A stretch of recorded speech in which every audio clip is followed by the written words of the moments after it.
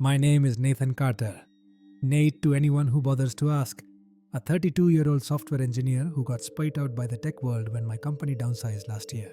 I've spent most of my life hunched over screens chasing bugs in code, but the real bugs, the ones that gnaw at your gut, started when Emily and I left the city for a rotting old house on the edge of Blackthorn Forest in Oregon. It was supposed to be a fresh start. Her remote design gig and my severance check buying us a ticket out of the concrete grind. I'm not built for quiet though. I fidget, I overthink, I hear things that aren't there. Emily's the opposite, 30 and fearless, always chasing the wild like it's calling her home. But 3 days ago, that wild answered back, and now I'm sitting on the floor of our bedroom, hands shaking, staring at a puddle of black sludge where she used to be. Her last words clawing at my skull. I can't blink, Nate. It'll take me back. It was late, past midnight. The air thick with a silence that wasn't just quiet. It was suffocating, alive, pressing down on me like wet earth. I'd woken up reaching for her, my fingers brushing cold sheets, and there she was, standing by the window, her nightgown hanging loose, her back to me, moonlight carving her silhouette against the glass. She hadn't moved, hadn't breathed, just stood there, rigid, like a doll propped up by invisible strings. My heart hammered, dread pooling in my chest as I stumbled out of bed, the floor icy under my bare feet. Emily, I whispered, my voice cracking, and when she turned, slow, too slow, her eyes hit me like a punch.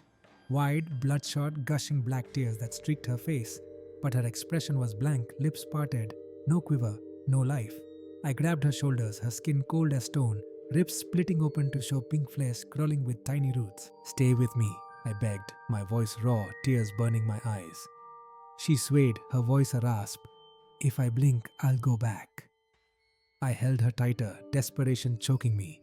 But her eyelids fluttered, once, and she melted, her body collapsing into a stinking heap of black mud, roots wriggling like worms, one eyeball rolling free, staring up at me. I screamed, falling back, the room spinning as that eye blinked, alive, watching me crumble. It started 3 days earlier when we rolled up to the house in our beat-up sedan, boxes rattling in the trunk. The place was old, wooden beams sagging under decades of neglect, ivy strangling the stone walls, a deep porch facing Blackthorn Forest like a mouth waiting to swallow us. Emily loved it, her eyes lighting up as she stepped out, breathing in the damp air. It's perfect, Nate, she said, wrapping herself in a sweater, sitting on the porch that first night as the sun bled red over the trees. I wanted to feel it too, that peace she found, but my stomach wouldn't settle. The forest was wrong, too still, no rustle of leaves, no chirp of birds, just a heavy silence that buzzed in my ears. A faint whiff of rot drifted from the trees, sharp and sour, stinging my nose. I glanced at her, expecting her to notice, but she just sipped her tea, smiling soft. Perfect, she murmured again, and I swallowed the unease, chalking it up to city nerves. Murphy didn't buy it.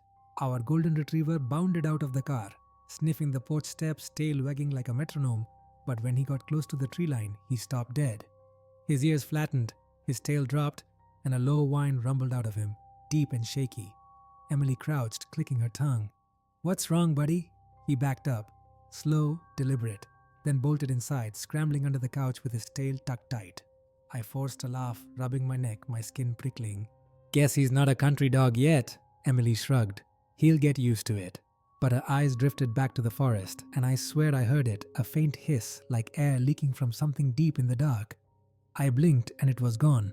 But the porch window rattled behind me, sharp and sudden, no wind to blame. She couldn't stay away from those woods. By the third day, she was lacing up her boots, slinging a backpack over her shoulder. I need to see what's out there, she said, her voice bright, eager. I stood in the kitchen, coffee mug trembling in my hand, a knot tightening in my gut. Alone?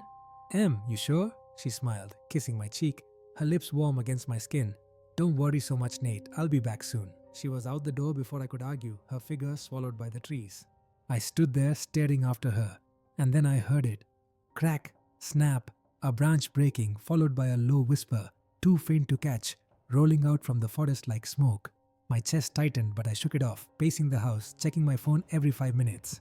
Hours dragged by, lunch passed, afternoon bled into evening, and still no Emily. I stepped onto the porch, the air heavy with that rot smell. Stronger now, clawing at my throat. The sun dipped low, painting the woods a sickly orange, and my worry turned to dread. Cold sweat beading on my neck. I grabbed my keys, ready to hunt for her, when she stumbled out of the trees. Slow, too slow, like her legs weren't hers.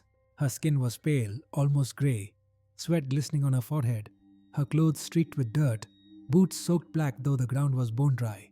Her hair hung limp, matted with something dark, blood, dried and crusty, streaking her neck. My pulse spiked, my voice sharp. "Where the hell were you? I was losing my mind." She stopped, her head tilting slow, eyes glassy, unfocused.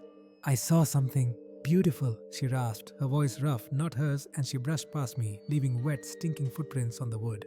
I followed, my heart pounding, noticing her nails, blackened, cracked, like they'd clawed through something alive. That night, Murphy turned on her. I was sprawled on the couch, flipping channels to drown the buzzing in my head when he froze mid-step, ears pinned back, eyes locked on Emily in the kitchen. She stood by the sink, filling a glass, her movements stiff, mechanical, like a puppet on frayed strings. He growled, low, guttural, a sound I'd never heard from him, his fur bristling. "What's wrong with him?" she asked, frowning, but her voice was flat, hollow, echoing wrong in the room. Murphy backed away, tail tucked, then darted under the couch, his claws scraping the floor bloody. I forced a smile, my skin crawling. "He's just spooked, I guess," but my eyes caught it. A shadow outside, tall and thin, swaying between the trees, gone when I blinked. My stomach dropped, cold sweat slicking my palms. It got worse from there, creeping in like a sickness I couldn't name. Next morning I was pouring coffee, half dead from a sleepless night, when I noticed her. Emily at the table, spooning yogurt, eyes locked on her phone. Too still. I watched, my mug trembling, waiting for her to blink. 30 seconds. A minute. 2. Nothing. Her eyes wide, glassy, red veins spidering across the whites, unblinking, unseeing. My stomach twisted, a sour taste rising in my throat. "Did you sleep okay?" I asked, my voice thin, shaky. She looked up, a slow smile curling her lips. Too wide, too wrong. "Yeah, why?" Her gaze pinned me, steady, and still no blink. Black drool trickling from the corner of her mouth, pooling on the table. I choked out a laugh, my heart thudding. No reason, but the air felt heavy, pressing my chest, and I saw it then, her skin, peeling at the edges, pink flesh underneath pulsing, wet, alive. She started breaking, small, awful pieces at a time. That night, she climbed into bed, lifted the covers and froze, hand hovering, fingers curled like claws, nails black and splintered, her face blank. I held my breath, my pulse racing, waiting. 1 second, 2, then she moved, slow, her joints cracking like dry twigs, a faint screech echoing from her bones. I didn't sleep, staring at the ceiling, her cold body beside me radiating a chill that sunk into my bones. Next morning, she stepped barefoot onto the frost-covered porch, stretching, staring at the woods. "Jesus, Em, aren't you freezing?" I asked, my breath clouding, my flannel pulled tight. She tilted her head, smiled, black drool dripping from her chin. No. No goosebumps, no shiver. Her breath didn't show, just a faint hiss escaping her throat, like air leaking from a punctured lung. Murphy changed too. He stopped growling, but he wouldn't look at her, eyes fixed on empty space beside her, tail still, ears twitching. One night, I found him in the hall, teeth scattered on the floor, sharp, jagged, new ones pushing through his gums, blood streaking his fur. He licked at the wall, where black ooze seeped from the cracks, thick and stinking, tendrils curling out like fingers. I gagged, my stomach heaving, but he kept going, whining soft, his tongue blackening. "Murphy, stop!" I croaked, my voice trembling, and he turned, eyes yellow, pupils slit, staring past me at the ceiling. I followed his gaze. Nothing but the plaster creaked, dust falling in slow spirals. The house turned against us. Walls wept black water, pooling on the floor, stinking of rot and metal. Lights flickered, buzzing with a high-pitched whine that twisted into laughter, soft, childlike, echoing from nowhere. The bathroom mirror showed her reflection one night, Emily's face, but her eyes were gone, black sockets dripping ooze, staring at me, though she slept upstairs. I stumbled back, my chest tight, my reflection flickering, hair graying at the edges, eyes bloodshot. "It's nothing," I muttered, gripping the sink, but the glass rattled, a low hum vibrating through my bones. I needed answers. I drove to town, the weight in my chest unbearable, stopping at the general store. Silas, the shopkeeper, wiry and old, squinted at me over the counter, his eyes cloudy white, unseeing yet piercing. I blurted it out, voice low. "My wife went hiking in Blackthorn. Came back, wrong." He froze, his hand trembling on my bag, then leaned close, breath sour. "The eyeless ones took her," he whispered, his voice gravelly, urgent. They eat your memories, keep you awake till you're theirs. My skin crawled, my laugh weak. What the hell does that mean? He slid a carved bone across the counter, etched with jagged lines, stained red. They chose her. You're next. He turned away, muttering, "Don't look too long." And I left, the bone burning a hole in my pocket, my hands shaking on the wheel. I drove back from town with Silas's words looping in my head, a jagged rhythm that matched the thudding of my heart. They chose her, you're next. The bone he'd given me sat heavy in my pocket, its carved lines digging into my thigh through the fabric, cold and rough like it was alive. The forest loomed ahead as I pulled up to the house, its silhouette sharper against the grey sky, branches twisting like veins pulsing under skin. That rot smell hit me hard when I stepped out, thicker now, choking like something dead had crawled up from the earth and settled in the air. My boots sank into the yard, the ground wet, spongy, oozing black water that bubbled up around my soles, stinking of sulfur and flesh. I gagged, my eyes watering, and hurried inside, slamming the door against the stench. But it followed me, seeping through the cracks, coating my tongue. Emily was in the living room, standing by the window, her back to me, arms limp, nightgown hanging off her like damp rags. The room was dim, the flickering lights casting long, twitching shadows that didn't match her shape. Too thin, too tall, curling up the walls like spider legs. My throat tightened, my hands clammy as I stepped closer, the floorboards groaning under me, slick with that black ooze dripping from the ceiling now, slow and steady, drip, drip, drip, pooling around her bare feet. "Em?" I croaked, my voice barely audible over the buzzing in my ears, a sound like flies swarming something rotten. She didn't move, didn't turn, just stood there, and then I saw it. Her reflection in the glass. Her face was wrong, skin peeling back in strips, revealing wet pink meat underneath, crisscrossed with tiny roots that pulsed and wriggled, her eyes black sockets weeping tar. My stomach lurched, bile burning my throat, and I stumbled back, my heels slipping in the muck. Murphy was in the corner, curled tight, his fur matted with black streaks, new teeth glinting sharp in the half-light, too long for his mouth, cutting his lips bloody. He didn't look at her, his yellow eyes, slit like a cat's, stared up at the ceiling, whining soft, a sound that vibrated in my chest. I followed his gaze. Cracks spidered across the plaster, oozing more of that black filth, and then a screech, sharp grating like nails on metal, tore through the room. Dust fell, thick and grey, and I saw them. Long, claw-like marks gouged into the ceiling, fresh, wet, as if something had just dragged itself across. My breath hitched, my hands shaking, and I whispered, "What the hell is happening?" But Emily answered, her voice low, layered, like a child's giggle twisted with a growl. "It's in me, Nate." She turned, slow, her neck cracking, and her eyes weren't gone anymore. They bulged, bloodshot, leaking black tears, roots piercing her pupils, writhing like worms under the surface. I froze, my chest tight, terror rooting me to the spot as she stepped closer, her bare feet slapping the wet floor, leaving smears of blood and ooze. Her skin split wider, ribs tearing up her arms, roots spilling out, curling toward me, dripping black slime that hissed when it hit the wood. "Emily, stop!" I choked, backing up, my voice trembling, tears stinging my eyes. She smiled, too wide, lips cracking, black drool spilling down her chin, and rasped, "It's beautiful, Nate, you'll see." My back hit the wall, the plaster cold and slick, and I felt it. Something moving behind it, scratching, clawing, a low hum vibrating through my spine. The lights flickered out, plunging us into dark, and then they snapped back, her face inches from mine, eyes bulging, roots twisting out, brushing my cheek, cold and wet. I screamed, shoving her away, my hands sinking into her flesh, soft and pulpy like rotten fruit, black blood gushing over my fingers. I bolted for the stairs, my boots slipping, heart pounding so hard I thought it'd burst. Murphy followed, his claws clicking, a guttural growl rumbling from his throat. I locked us in the bedroom, shoving the dresser against the door, my hands shaking, black ooze staining my skin, burning where it touched. "We're okay, buddy," I panted, sinking to the floor, but Murphy paced, his new teeth bared, staring at the window. Outside, the forest was alive, trees swaying without wind, shadows stretching too long, too thin, and then a sound, soft, high. A child's voice singing, ring around the rosy, faint but growing, curling through the glass. My stomach dropped, my breath shallow, and I scrambled for my phone, hands trembling as I pulled up my laptop, desperate for answers. Anything to make this stop. The screen glowed harsh in the dark, my fingers fumbling as I dug through old records. Missing persons, Blackthorn Forest, anything. I found it. A grainy article, 30 years old. Local woman returns after 3 months missing. Margaret Delaney, 27, vanished in those woods, presumed dead, then walked back into town, no memory, no injuries. Just different. Her husband's quote hit me like a brick. She came back, but her eyes were gone, hollowed out, and her skin, it grew roots, like the forest was inside her. She screamed about light in the dark, then melted into black mud, right there on the porch.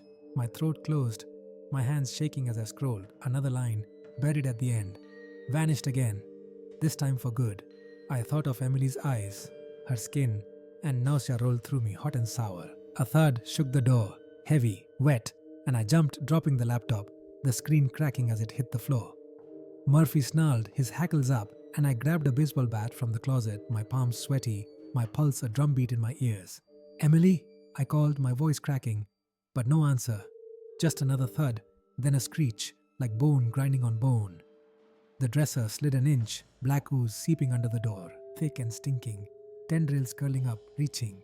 I swung the bat, crack, smashing them back, my arms shaking, black slime splattering my face, burning my lips. Murphy lunged, biting at it, his jaws snapping shut on a tendril, black blood spraying, and then he yelped, Tua sprouting from his muzzle, wriggling, alive. "No, no, no," I gasped, pulling him back, his fur slick with ooze, my hands trembling as I held him tight. My phone buzzed, cutting through the chaos. An email. Unknown sender. I fumbled it open, my breath ragged. Dr. Rachel Klein, folklorist. Subject, Blackthorn. "Nathan, I've tracked the Eyetaker for years," it read, her words sharp, urgent. "It's old, older than the trees, a thing that takes eyes, keeps them awake, hollows them out till it owns them. Your wife's gone, it's using her now. Don't look at it, don't let it see you." My stomach sank, my eyes darting to the window.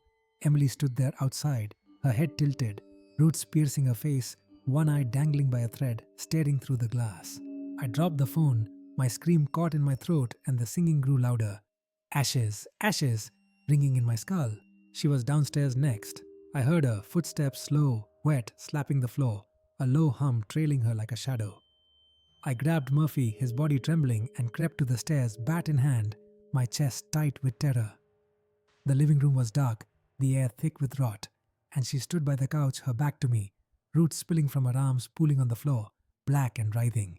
"Emily," I whispered, my voice shaking, tears streaming down my face. She turned, her face split open, roots bursting through her cheeks, her eyes bulging, leaking black, one popping free, rolling across the floor, blinking at me. "It wants you too," she rasped, her voice a chorus of children, and the walls cracked, roots piercing through, curling toward me, dripping ooze that burned the floor. I ran, Murphy at my heels, up to the bedroom, slamming the door, my hands shaking as I piled furniture against it. The singing followed, louder. "We all fall down," and the window rattled. Her face pressed against it, roots smearing the glass, her dangling eyes swinging, staring. My phone buzzed again. "Rachel, it's breaking through, keep her awake or it wins." I turned. Emily was inside now, standing by the bed, her body swaying, roots piercing her chest, her voice a broken sob. "I can't blink, Nate, it'll take me back." I grabbed her, my hands sinking into her crumbling flesh, black blood gushing, my voice raw. "Stay with me, Em, please." She trembled, her eyes fluttering, roots twisting out, brushing my face, cold and slimy. "I was never supposed to leave," she gasped, and then she blinked. Her body melted, collapsing into black sludge, roots wriggling, that eye rolling free, alive, watching me as I fell back, screaming, the room flooding with ooze. The bedroom was a swamp of black sludge now, thick and stinking, swallowing my boots as I scrambled back from where Emily had been. My hands slick with her blood, burning where it touched my skin. That eye, her eye, rolled across the floor, trailing roots like veins, blinking slow, wet, staring up at me with a gaze that wasn't hers anymore. My scream died in my throat, choked by the rot clogging the air, my chest heaving as I pressed against the wall, the plaster cracking under my weight, oozing more of that black filth. Murphy whimpered beside me, his muzzle dripping with tendrils, snapping at the sludge as it crept closer, his new teeth glinting sharp, blood streaking his fur. The singing, ring around the rosy, echoed louder, not from outside anymore, but inside, bouncing off the walls, a chorus of children's voices twisted with something guttural, something hungry. My stomach churned, my vision blurring with tears and panic, and I knew whatever took her wasn't done. It was here, in the room, in the house, in me. I grabbed the bat, my hands trembling, Swinging wild at the eye, crack, it burst. Black ooze spraying, roots thrashing like severed worms. But the singing didn't stop. It grew shrill and piercing, drilling into my skull, and the walls shuddered. Cracks splitting wider, roots piercing through, curling toward me, dripping slime that hissed on contact with the floor. Murphy lunged, biting at them, his jaws snapping shut on a tendril. Black blood gushing, and he yelped. Motua sprouting from his face, wriggling up his snout, his eyes yellowing further, pupils slitting tight. "No, Murphy, no!" I gasped, pulling him back, my voice breaking, my hands shaking as I held his trembling body, his fur slick with ooze, his whines turning to growls. I couldn't lose him too. Not after Emily, not after everything. But he twisted free, snarling at the ceiling, where the claw marks bled black, deep and fresh. The window shattered, glass exploding inward, shards cutting my arms, blood mixing with the sludge as I ducked, my heart slamming against my ribs. Emily's face pressed through the broken frame, or what was left of her, skin gone, roots bursting from her skull, her jaw unhinged, black drool spilling in ropes, one eye dangling by a thread, the other socket empty, weeping tar. "Nate," she rasped, her voice a dozen voices, young and old, screaming and laughing. "It sees you now." The roots lashed out, smashing the dresser aside, curling toward me, cold and wet, brushing my leg. I swung the bat, cracking them back, my arms burning, my breath ragged, terror choking me. Murphy barked, high and frantic, lunging at her, but a tendril wrapped his throat, yanking him up, his legs kicked, his growls turning to gurgles, black ooze pouring from his mouth. "Let him go!" I screamed, charging, bat raised, but it tilted her head, roots piercing her neck, and flung him against the wall with a wet thud. He crumpled, whining soft, tendrils wriggling from his fur, alive, spreading. My phone buzzed again, vibrating in the sludge, and I dove for it, my hands slipping, black burning my fingers as I pulled it free. Rachel Klein, her voice crackling through a call I hadn't answered. "Nathan, it's breaking through," she shouted, her tone sharp, desperate, cutting through the singing. "The Eyetaker, it's using her as a vessel. It takes eyes, keeps them awake till it owns them, then it spreads. Don't let it see you, don't." The line cut. Static, hissing, and the screen flickered. Words carved into it, jagged and red. "Don't blink." My stomach dropped, my eyes darting to Emily, or the thing wearing her face. Crawling through the window now, roots dragging her body, her nightgown shredded, flesh peeling off in strips, revealing pink meat pulsing with black veins. "Nate," it crooned, voices overlapping. "Look at me." I stumbled back, my bat slipping, my vision swimming, terror clawing my chest. I couldn't look away, couldn't move, her dangling eye swinging, locking on me. The floor buckled, wood splitting as roots erupted, curling up my legs, cold and slimy, burning through my jeans. I screamed, kicking free, my skin blistering, blood mixing with ooze. Murphy staggered up, his face a mess of tendrils, barking wild, and lunged at her. His jaws clamped her arm, tearing flesh, black blood spraying, but it laughed, a sound like glass shattering, and slammed him down, his body twitching, tendrils burrowing deeper. "Murphy!" I yelled, my voice raw, tears streaming, but he didn't move, just whined, soft and broken. The thing crawled closer, roots piercing the floor, her head tilting too far, neck snapping, her mouth splitting wider, tendrils spilling out, reaching for me. "See the light," it hissed, and the room darkened. Red glow pulsing from the cracks, the air thick with rot and whispers. I ran, downstairs, slipping in the sludge, roots chasing me, smashing walls, the house groaning like it was alive. The living room was a nightmare. Black water flooding ankle deep, furniture sinking, roots curling from every corner, glowing red at their tips. The front door hung open, forest beyond alive, trees swaying, shadows stretching. Emily's silhouette among them, headless, swaying slow. I grabbed my keys, my hands shaking, and bolted outside, the ground sucking at my boots, black water bubbling up, stinking of death. The car wouldn't start, engine choking, dashboard flickering, don't blink, scratched into the glass. I stumbled out, running blind, the singing. Ashes, ashes, chasing me, louder, closer, children's voices giggling through the trees. I collapsed miles later, lungs burning, legs trembling, forest looming behind me, alive, watching. Murphy was gone. Emily was gone, but I wasn't alone. My phone buzzed one last time, Rachel's voice, faint, panicked. "It's got her, Nathan. It's a vessel now. You're next. Don't blink, don't let it see you." Static swallowed her, and I looked up. Red light pulsing between the trees, Emily's shape, headless, roots dragging her, one eye dangling, glowing, staring. My reflection in the puddle showed it. My hair white, my eyes bloodshot, roots curling under my skin, itching, alive. I felt it, a hum in my skull, a pull, my eyelids heavy.